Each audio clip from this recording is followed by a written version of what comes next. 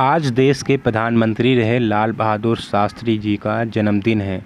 उनका नाम जब भी जुबां पे आता है तो दिल असीम श्रद्धा से भर उठता है, सर नमन करने को झुक जाता है। छोटी सी कद-काठी, दुबला-पतला जिस्म और मजबूत इरादे वाला ये शख्स अपनी सादगी, सामाजिक क्षमता और ईमानदारी के लिए कटिबद्ध था और इसीलिए प्रसिद्ध भी। इसी प्रसिद्धता के बलबूते शास्त्री जी कांग्रेस पार्टी के मामूली कार्यकर्ता से उभरकर पंडित नेहरू के करीब आए, भारत सरकार के रेल मंत्री बने और फिर नेहरू जी के देहांत के बाद प्रधानमंत्री।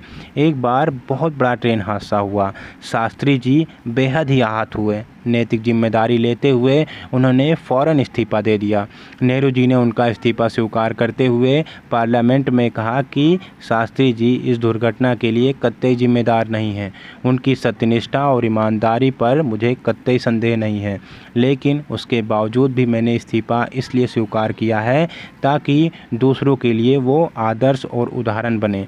कैबिनेट में न होते हुए भी शास्त्री जी पार्टी के अनेक महत्वपूर्ण कार्य देखते थे। उन्हें नेहरू जी का दाहिना हाथ भी कहा जाता था। शायद यही वजह रही कि नेहरू जी के देहांत के बाद उन्हें नेहरू जी का उत्तराधिकारी चुना गया। दक्षिणपंथी विचारधारा के मोरारजी देसाई के गुट के दावे को दरकिनारे कर प्रधानमंत्री बनाया गया। शास्त्री जी के प्रधानमंत्री काल में पाकिस्तान ने 1965 में भारत पर हमला किया। ऐसे नाजुक दौर में शास्त्री जी देश को लीड कर रहे थे और उन्होंने पाकिस्तान को मुंहतोड़ जवाब दिया।